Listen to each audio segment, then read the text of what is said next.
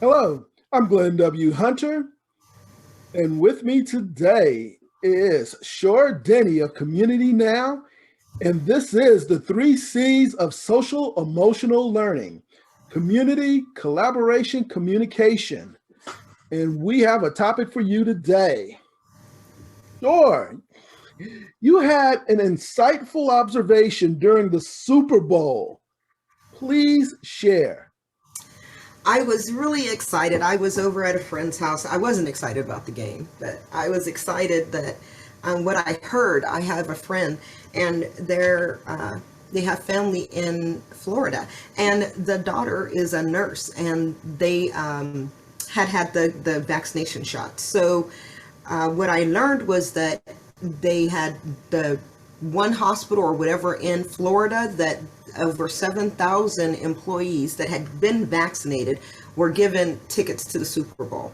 So then I thought, oh, that's cool, first responders. But what they did was, to reduce the crowd, they put a cardboard figure in between the seats. Like if you go anywhere and you're sitting down, one seat's X'd out or some way, and you sit on this side or that side of it. Well, what they did was they showed us a great way of conceiving or looking at herd immunity, because what they did was they took one of those vaccinated people and sat them in between the other people. So if it was either a cardboard figure or a vaccinated first responder sitting in between others, and that kind of shows you how those who are vaccinated will help with that herd immunity thing, right? How they will be the buffer between those who are maybe not even have the vaccine, but who don't, and those who do, and then those who are vaccinated. I thought that was amazing. And they showed a scene, they showed it with, a cardboard figure in between people, and then a health provider, a healthcare worker in between people, being that barrier. I mean, right there, sort of theory in action. And I Yeah. have to confess, I couldn't resist. We're titling this "In Herd Community We Trust." We trust. Oh no. But as we really get into what's happening from a social standpoint and how this affects communities in real time, right? Herd immunity, frankly, it's part of our current reality in a COVID-19 world. So, Shor, what is your understanding of how this applies, this one thing that's going to spread, how that applies as we move beyond the pandemic? I mean, it's what they were saying, right? It's what the scientists were saying about herd immunity, that we would have to vaccinate a certain amount of people, like 2/3 of our population, for everyone to be safe, but that not everyone needed to have the vaccination. So what we're seeing right now play out is that there are states upon states that are getting vaccinations out, mainly to our older populations and our first responders. So right now they are our buffer as they feel confident and they're walking out into society. If I were in a line, say there's a person in front of me that has COVID, then that person immune would be in the middle, in between us, and then I would be behind it. So almost like a buffer. I thought it was a great visualization and a way of how it would work in society. So here's an example. Here's how it plays out. Now, as you have people who are now, well, frankly, not going to be as susceptible to the virus, how is that even communicated on a broader sense so that people can see our success? Well, that's going to show in a reduction in hospitalizations and, a reduction in people getting the coronavirus, and eventually in a reduction in deaths. And I think there's the proof in the pudding, because I think as Americans, we see the numbers on the news and all of that, and it's chilling. And then we get to see the stories of real people being impacted. And Yeah. once again, it's chilling. But I think this is not just a breath of fresh air, but done in a very conspicuous, dare I say, all-American way when you tie it into the Super Bowl. You're not a true football fan, sure, and you've been transparent about this. But as a community activist, How do you see using sports to really explode the progress we're making in resuming our normal lives? I see sports as a people wanting to do it, right? So that kind of makes people want to get vaccinated, or so that they can go out and do things safely and be in close contact again, because most sports are close contact, or many sports are close contact. So I think that it helps. But that's like school, right? Sports, school, work. I don't know if a lot of people want to go back to the workspace as it was before, but still, going to work. All of these are things that encourage us to wanting to be back in society. So with the sports, I have to give them their props. I do not, I really, really do not like football. I was at the there for the socialization, not the game. So, it was a good time all around, because I got to see that experiment happen, and we got to see our sports leagues doing something positive for a change. We got to see them doing something that is actually going to help our society in the long run, we hope. If all the theories and if the science is sound, then their experiment, or what they did out there, is going to play out all through America, actually all through the world, as those who get immune step out confidently into society and become the buffers for the rest of us. So, as we see sports being used to literally promote the progress in our society, I think that one, it really strikes to the core of moving not just in a specific community, but really broadly across the United States and the American experience. And I think because it impacts so many of us from sea to shining sea, that it was a great metaphor to do that, and having the healthcare providers who've been so incredibly courageous to be rewarded in that way. And then furthermore, becoming part of the movement for the next level of progress. I think that is just a tremendous way to express both our resolve, but also the progress we're able to make as a country as we navigate through this madness. I guess I'm gonna say kudos to everybody out there that did that, but I am still questioning. I'm not ready. I'm not prepared. I think that I'll wait for all of them to get those shots. And again, in theory, and this all sounds sound, but they put their lives on the line every day. So going to that Super Bowl and sitting in between two people that may or may not have the virus, and being that barrier is something that we're looking at everyone doing, right? Like you said, even for people for sports, encouragement of getting out back to work, to school, whatever. A lot of folks are looking at taking this vaccination. There are focus groups and everything going on, but I still have caution, and I think that everyone should look to their own selves for solutions to this problem, or this question of, do I or do I not get the vaccine? Hopefully, for my view, there will be many people out there getting the vaccine, that are encouraged to get the vaccine. Our elders, people like that, made, like you said, sports figures that want to get back in that close contact, in elementary, in high school and college or whatever, at that age group. So I am hoping that this will work. Thousands of us right now, millions have gotten the vaccination now, millions have gotten the second, or hundreds of thousands, I don't know the exact number. But we are banking on the fact that the science is right, that this wasn't rolled out too quickly, and that what they're saying is true, that this will help, and that herd immunity is the answer to our getting to a new normal. Outstanding.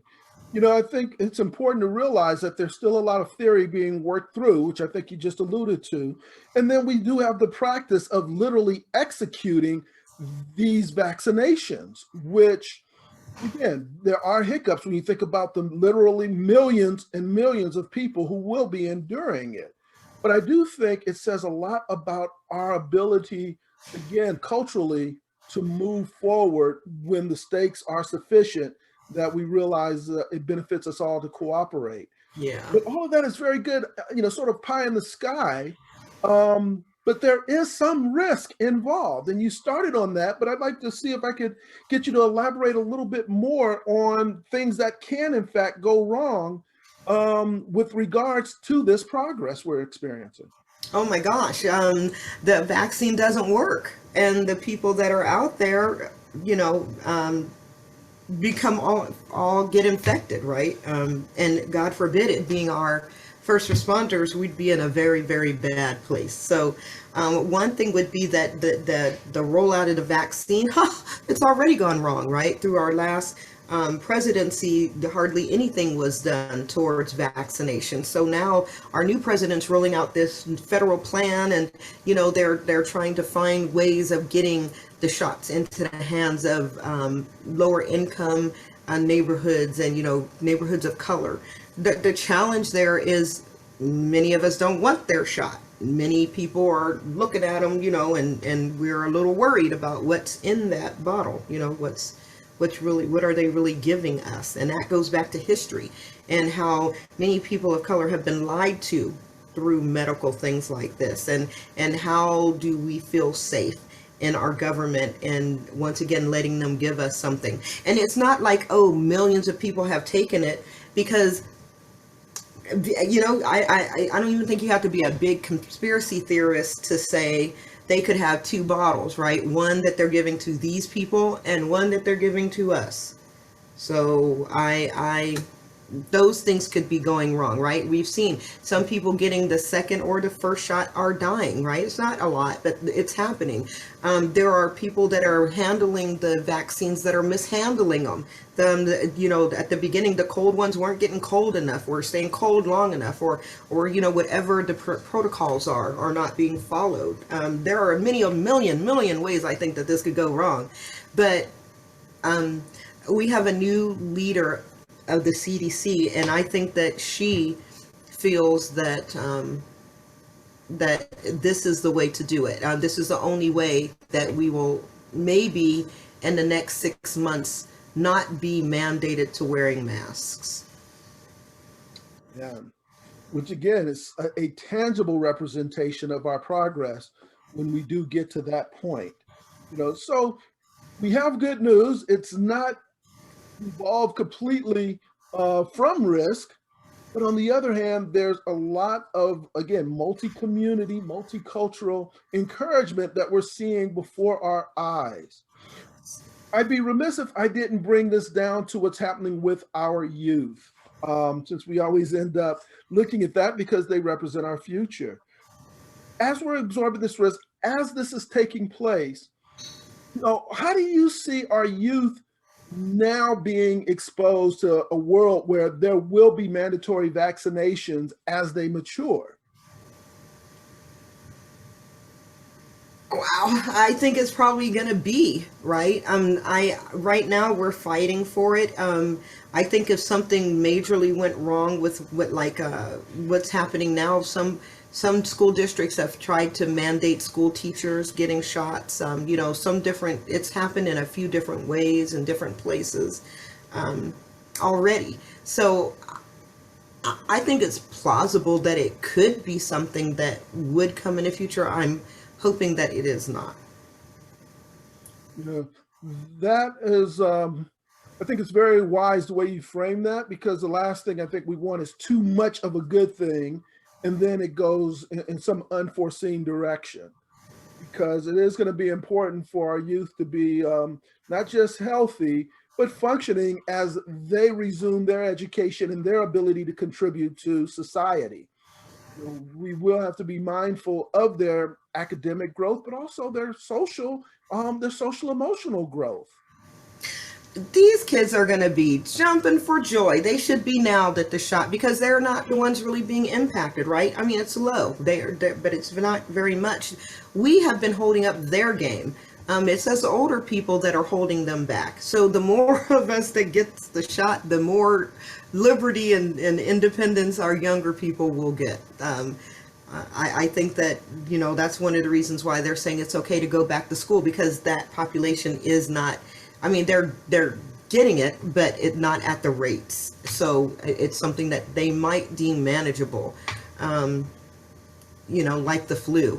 But I just feel that they are going to have parties day and night. Our young adults who have not been able to go out and do things are going to be doing it. Just think of in the last year, those that turned 21 and haven't been able to go and have that 21 party. I think that there are a lot of people that are waiting, really just waiting for us to become safe, our communities to become safe. So a lot of ways to look at the evolution of these vaccinations impacting our community in a very broad way, a very positive way. As Shor pointed out, maybe a slightly risque way. But again, that's part of what builds community, one way or the other. Parting shots, Shor. I mean, again, we talked about everything from the Super Bowl to what's happening with our youth and the fact that these courageous first responders are being involved in not just serving us, but leading us by showing the example. What are your final thoughts with regards to what we're about to watch in real time as a society, the rollout of the vaccine and the impact it has on potentially strengthening not just our community, but also our country? I'm a skeptic, but I would have to say, being a skeptic, that the greatest thing that we can do is be positive, is to look for the value and the decisions that are being made, and looking at what our risks are, right? Community wide, not just personally. Our youth need to get back to school at some point.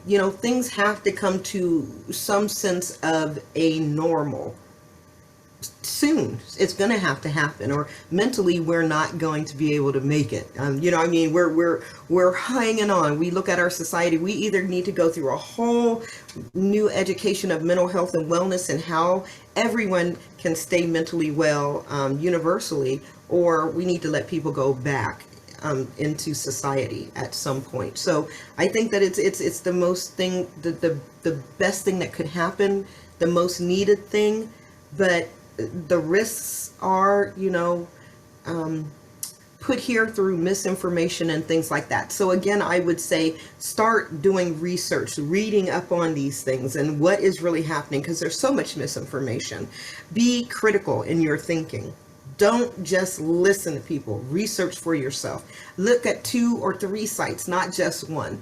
In college, we're told, look at who wrote it, because they have an agenda. So, somebody that's against it will write against it. Somebody for it will write for it. So, you've got to try to figure it out and see what's best for you and your family. So I leave it with stay well. Remember to think positively. We will come out of this.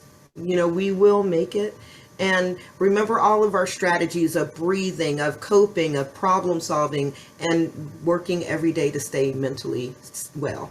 That's about what I've got. Tell you, Shor, when it comes down to communication, collaboration, finding the groups that you interact with and partner with, and obviously community and strengthening it, you are making a difference. You're bringing good insight to the audience. How do they find you? You can go to www.communitynow.info. You can call us at 951-413-6587.